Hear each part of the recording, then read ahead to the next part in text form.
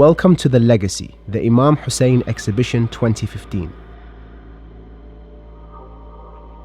This is the family tree of Imam Hussain, which outlines the Imam's direct lineage from Prophet Adam, the first of mankind. The family tree highlights the prophets of the major religions of the world, such as Jesus, son of Mary, and Moses, who are lightened to emphasize their importance, not only in the lineage, but in the eternal message of Karbala. Each prophet of God had a duty to convey a message to the people of their time to ensure the religion of Islam continued to be spread. As Imam Hussain was a descendant of this holy lineage, he too had this responsibility.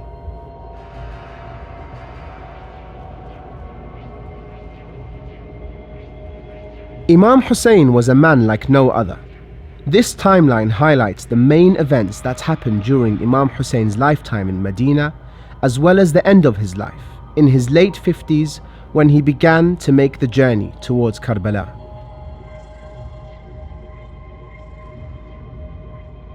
Imam Hussain is the second son of Fatima al-Zahra and Imam Ali ibn Abi Talib.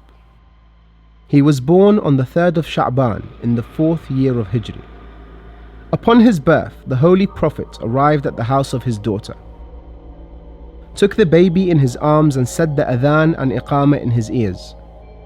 People around the Prophet saw tears in his eyes. Fatima asked why the Prophet showed such sadness, and he told her that her son will become a martyr. It was only for 7 years that the Holy Prophet was a grandfather before he died, and soon after, Hussein's mother, Sayyidah Fatima al-Zahra, also died. The next 25 years of Imam Hussein's life in Medina was spent with his father, Ali ibn Abi Talib, his brother Hassan, and his other brothers and sisters.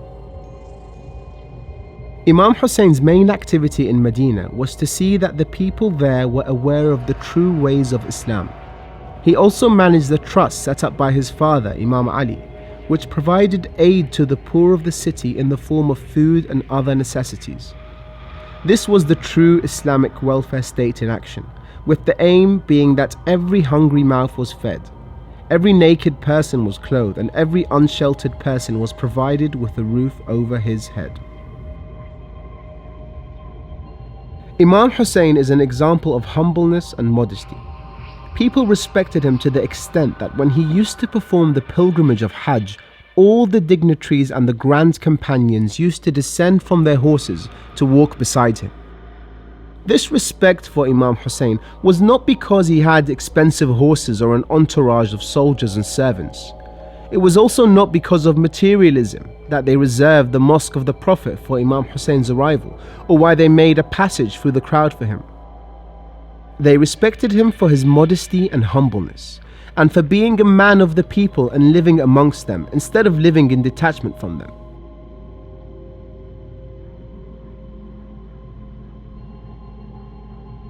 This station is a video representation of how the Battle of Karbala unfolded. The short video will aid you in understanding the events that led to the day of Ashura.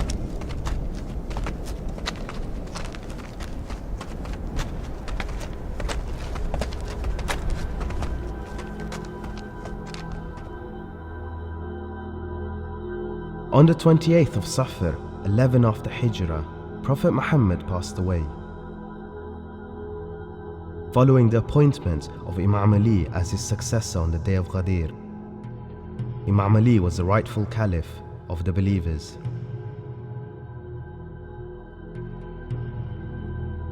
However, while Imam Ali and his family were attending the burial rites of the Prophet, a group of companions gathered in the outskirts of Medina at a place called Saqifa. They deliberated amongst themselves who should take the reins of leadership now that the Prophet had passed away, and eventually Abu Bakr was appointed. The attack on the house of Lady Fatima, where she was crushed by the force on the door, also took place under his watch. As his life came to an end, he appointed Umar as his successor, again denying Imam Ali from his rightful position as the commander of the faithful. Umar reigned for 10 years, during which time he appointed Muawiyah as the governor of Syria. Upon his death, he appointed a committee of 6 people to decide which one of those 6 people should be the next ruler. This committee included Imam Ali and Uthman.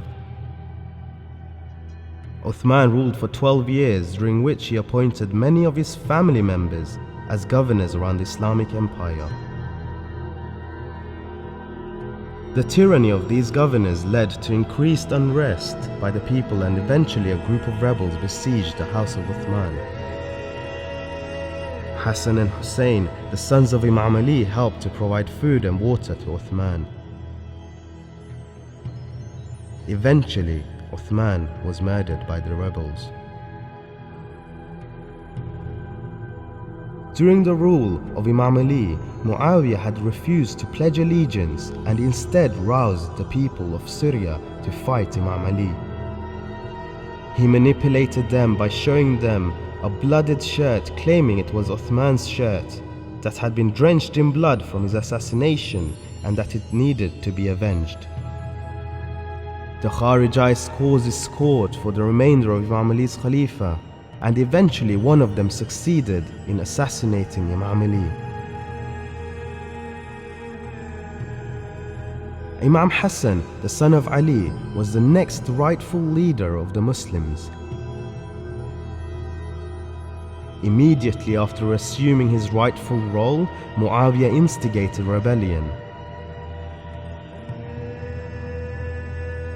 With another war looming and insufficient loyal support to fight him, Imam Hassan agreed to a peace treaty with strict conditions that governed how Muawiyah should rule with Imam Hassan's consent.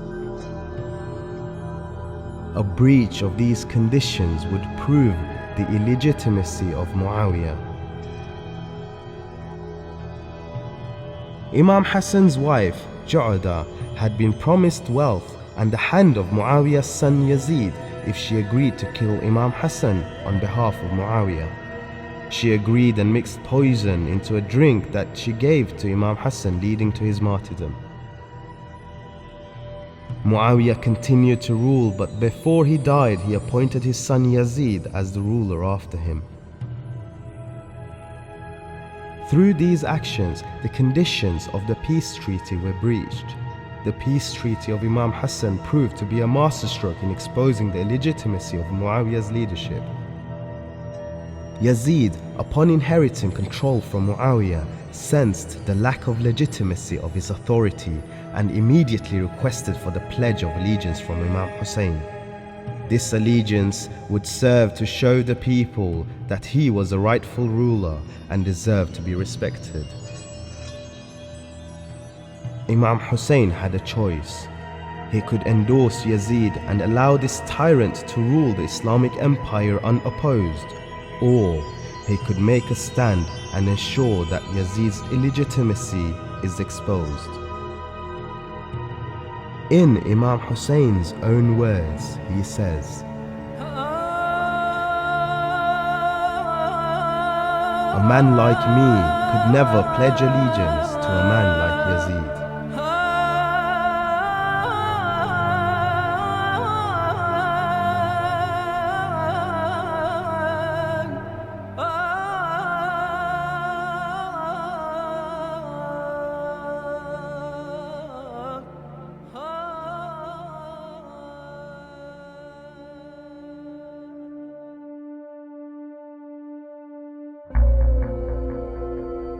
This station highlights the status and importance of women before, during, and after the Battle of Karbala. It features a number of women of all ages, from the wives of the companions of Imam Hussein to the daughters of Imam Hussein. Just like the companions of Imam Hussein, the woman played a pivotal role in reinforcing the stance of the Imam, from caring for the frail and vulnerable after the battle to martyrdom. Lady Zainab was the sister of the Imam and was held captive after the battle and taken to the courtyard of Yazid, where she recited a speech of such power and potency that it is remembered until today. She had been called the beauty of her father and was the eldest daughter of Imam Ali and the leader and source of inspiration for the women and children in the Imam's caravan.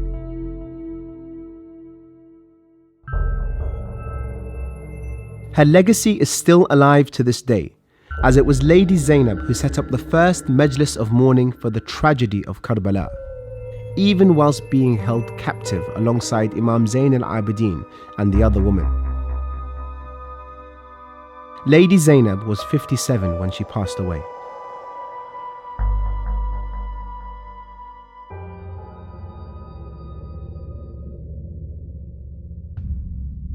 This station is a visual and written representation of the companions of Imam Hussein.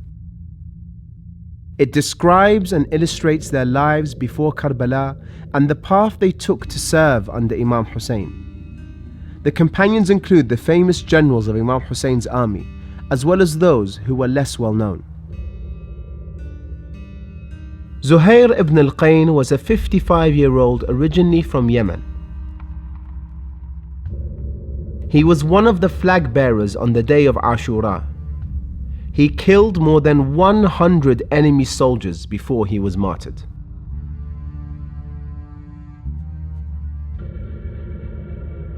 Muslim ibn Awsaja originates from Azerbaijan and is known as Abu Jahl. He was a companion of Prophet Muhammad and also a companion of Imam Ali, who taught him the Holy Quran and traditions of the Prophet.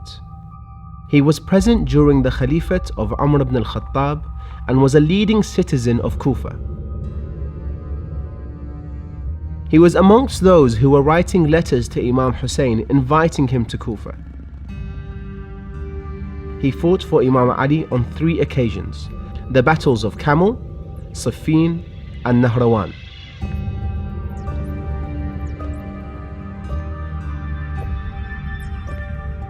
Abbas ibn Abu Shabib was the chief of the clan of Bani Shakar.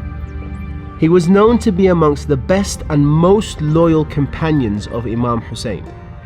He is a narrator of hadith and is considered to be a knowledgeable man. He is famous for his saying, "The love of Hussein has made me mad," during the battle of Karbala. Habib ibn Madahir was from the tribe of Bani Asad. He was both a companion of the Prophet and Imam Ali. He was originally in his 20s when the Prophet died, and thus some narrations from the Prophet are passed down through Habib. He fought in all of Imam Ali's battles and was a close friend of Maytham at-Tammar. Imam Hussein wrote a letter to Habib telling him how Yazid's vultures were gathering to kill him. Burayr ibn Khuzair was born 29 years before AH. He was 90 years old during the Battle of Karbala. He is originally from Yemen and he is the head of his tribe, the tribe of Hamadani.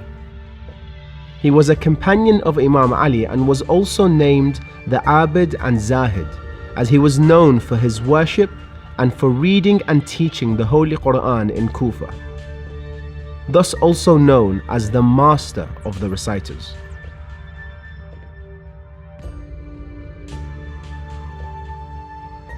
Wahab was a newly married Christian youth. He was a merchant from Kufa. He was born to Christian parents, but his birth was a miracle in itself. His parents were trying for a child for a long time. They asked Prophet Muhammad to pray for them, and when he did, Wahab was born. He gave his shahada in Karbala and was subsequently martyred. His mother was also the first woman to be martyred in Karbala.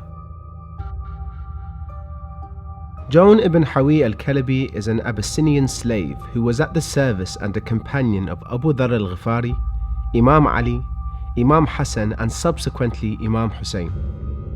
Joan was taught the Holy Quran and the traditions of Prophet Muhammad by Imam Ali. He was freed by Imam Hussein, but Joan chose to remain at Karbala, saying, "O Imam, I wish for my blood to be sacrificed for your sake and the sake of Islam, and asked to be accepted as a companion of Imam Hussein. A day before Ashura, John was responsible for preparing the swords. During the battle, he killed 25 of the army of Umar ibn Sa'd and then attained martyrdom. Hurr ibn Yazid al-Riyahi al-Tamimi. Hurr ibn Yazid al-Riyahi was a high-ranking officer of the Kufan army. He was initially the person responsible for holding Imam Hussein and his followers captive.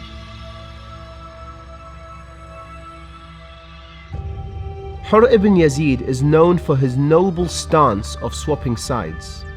Al-Hurr died fighting on Imam Hussein's behalf, killing more than 40 of the enemy army. When his horse was wounded, he was left defending himself on foot.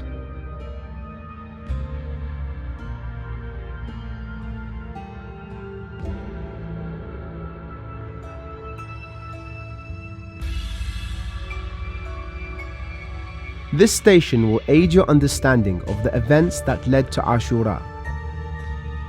From Imam Hussein's refusal to give allegiance to Yazid ibn Muawiyah to the final Hajj and all the way to Karbala, via a step-by-step journey in which Imam Hussein delivered various sermons.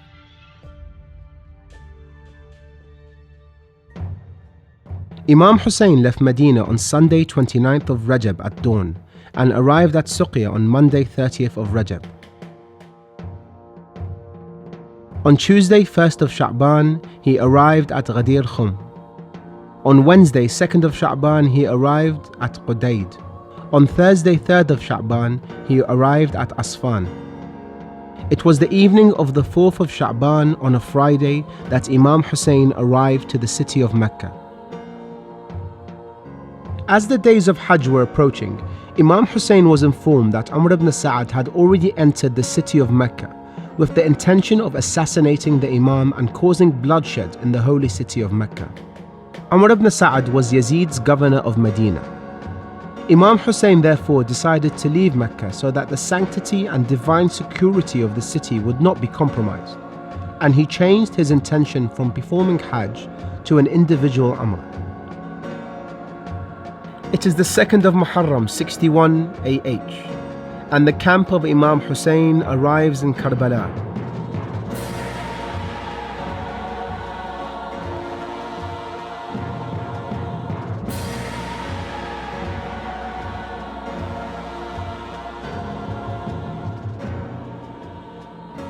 This station explains how the events of the Battle of Karbala unfolded, with the use of a sizable model showing an aerial view of the battle, including where both armies were stationed.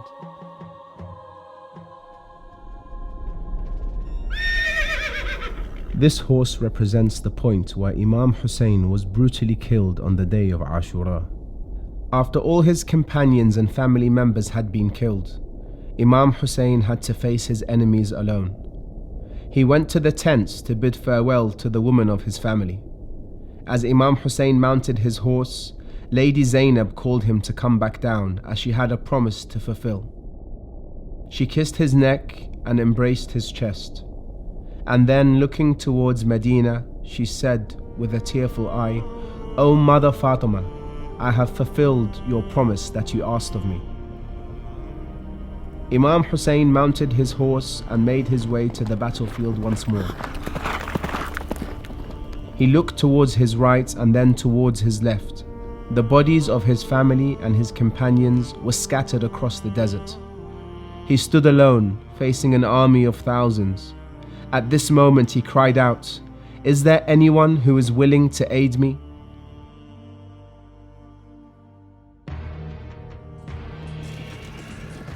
The foot soldiers of the enemy army fiercely attacked Imam Hussein from the right and left. He responded to the ones on his right and forced them to flee. He did the same to the foot soldiers on his left and put them to flight. One of the enemies narrates, "By God, I have never seen such determination from a person who had lost his sons, his family and his followers. None possessed a stronger spirit or more courage than he. By God, I have never seen anyone like him. Hussein dispersed any attack from the right or the left flank, as the goats flee when the wolf pounces upon them.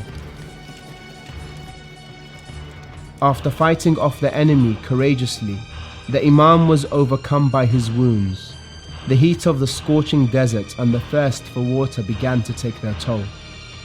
He stood for a moment to regain his strength. At that instant, he was attacked by all angles. A three-pronged arrow pierced his holy chest. With this, Imam Hussein fell to his knees. The unforgiving, merciless army continued with their savage attack.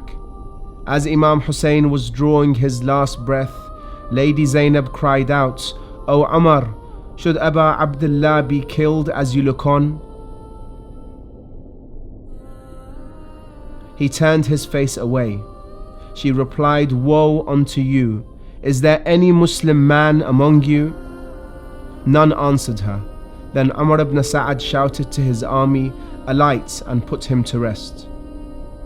Al-Shimr approached the Imam and was the first to do so.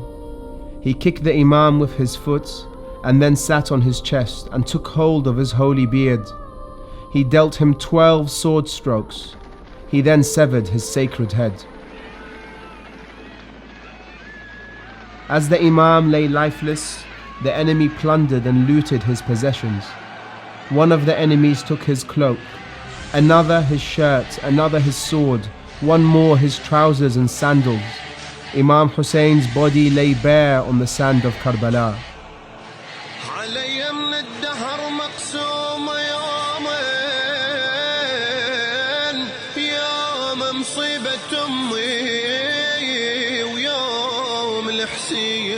To God we belong, and to Him we shall return.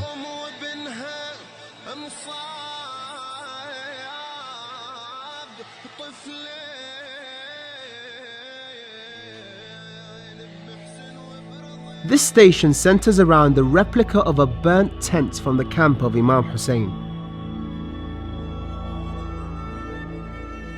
It is used as the visual representation of the aftermath of the Battle of Karbala.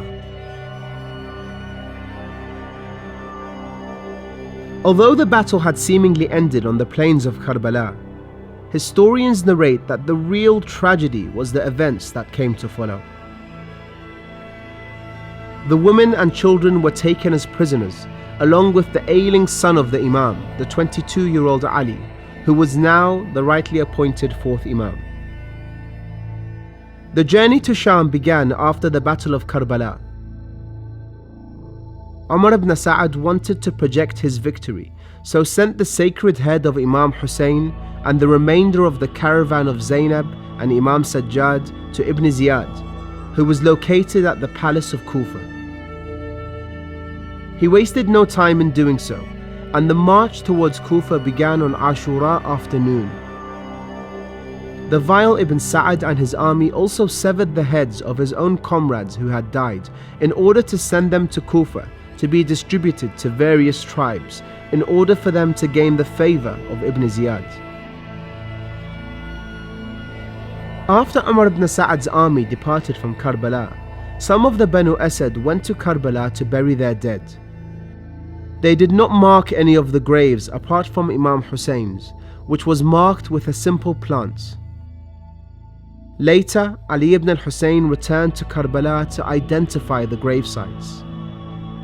Historians narrate that Hur was buried by his tribe, afar from the battlefield.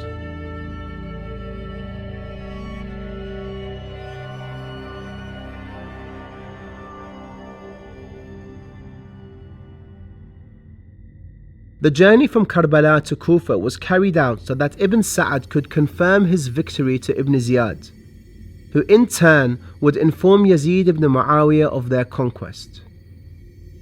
The powerful words of Lady Zainab upon entering Kufa still ring in the ears of people until today.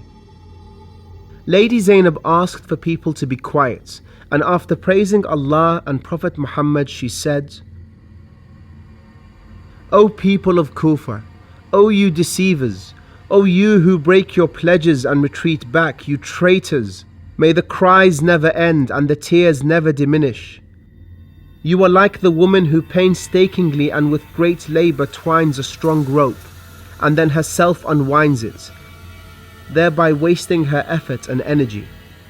Your false pledges contain no element of truth and sincerity.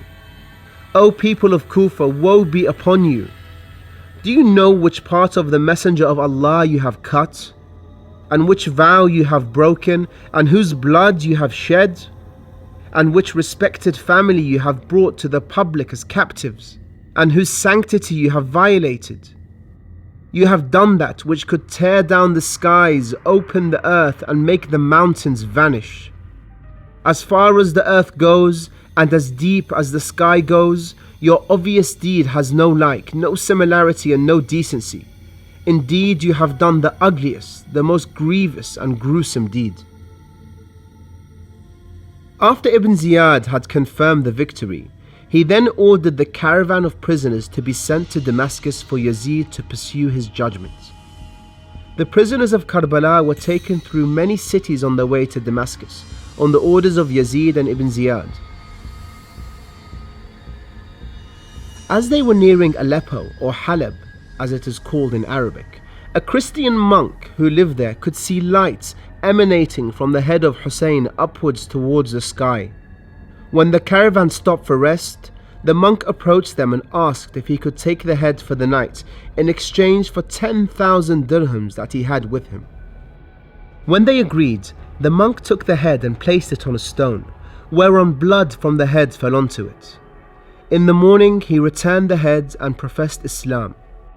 This version of events can be found written on a plaque within the mosque itself. The mosque still exists in Aleppo today, and it was referred to as the Mosque of the Drop, or Masjid al-Nuqta. Lady Zainab assumed the responsibility of turning the defeat of Karbala into a victory that can never be denied by projecting her emotions in front of anybody that warranted it.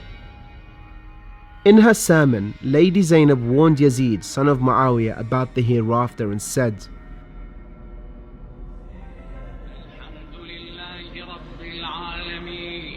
وصلى الله على رسوله وآله أجمعين صدق الله سبحانه حيث يقول ثم كان عاقبة الذين أساءوا السوء أن كذبوا بآيات الله وكانوا بها يستهزئون أظننت يا يزيد حيث أخذت علينا أقطار الأرض وآفاق السماء فأصبحنا نساق كما تساق الإماء أن بنا على الله هوانا وبك عليه كرامة وأن ذلك لعظم خطرك عنده فشمخت بأنفك ونظرت في عطفك جذلان مسرورا حين رأيت الدنيا لك مستوسقة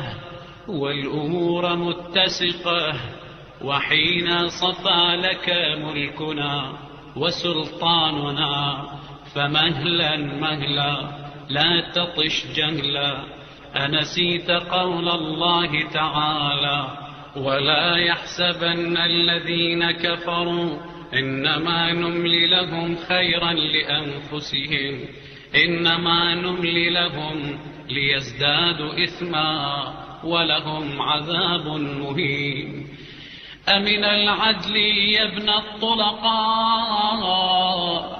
تخديرك حرائرك وإماءك وسوقك بنات رسول الله سبايا نعم نعم هنا زينب ذكرته بأصله عندما أطلق رسول الله جده أبا سفيان وأباه معاوية بعد أن أسروا في فتح مكة قال اذهبوا أنتم الطلقاء ثم التفتت إليه يزيد ولئن جرت علي الدواهي مخاطبتك، الله أكبر، من هوان الدنيا على زينب أن تخاطب هذا الرجس. ولئن جرت علي الدواهي مخاطبتك إني لأستصغر قدرك وأستعظم تقريعك وأستكثر توبيخك، لكن العيون عبرا والصدور حرا، ألا فالعجب كل العجب لقتل حزب الله النجبا بحزب الشيطان الطلقا. فهذه الأيدي تنطف من دمائنا، أي تقطر من دمائنا، والأفواه تتحلب من لحومنا، أي تسيل دما من أكل لحمنا. وتلك الجثث الطواهر الزواكي تنتابها العواسل وتعفرها أمهات الفاعل. ولئن اتخذتنا مغنما لتجدن وشيكا مغرما، حين لا تجد إلا ما قدمت يداك، وما ربك بظلام للعبيد. فإلى الله المشتكى وعليه المعول، فكد كيدك واسع سعيك وناصب جهدك، فوالله لا تمحو ذكرنا ولا تميت وحينا ولا تدرك أمدنا، ولا ترحض عنك عارها، أي لا تغسل عار عملك إلى يوم القيامة، ولا ترحض عنك عارها. وهل رأيك إلا فند، وأيامك إلا عدد، وجمعك إلا بدد، يوم ينادي المنادي ألا لعنة الله على الظالمين. After the hearing in the court of Yazid, the prisoners were held in Damascus for a year. During this year, some prisoners died of grief, including Ruqayya, the beloved daughter of Imam Hussain.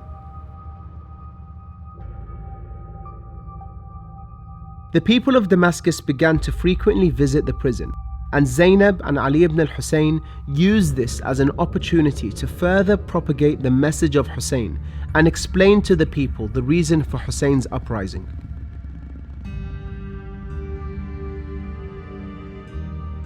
As public opinion against Yazid began to change in Syria and parts of Iraq, Yazid ordered the prisoners to be released. They returned to Medina, where they continued to tell the world of Hussein's cause. Upon their return to Medina, they also came across al-Baneen, the mother of sons. This was the mother of Abu Fadl al-Abbas. It must be noted that al-Baneen lost 4 of her sons on the day of Ashura.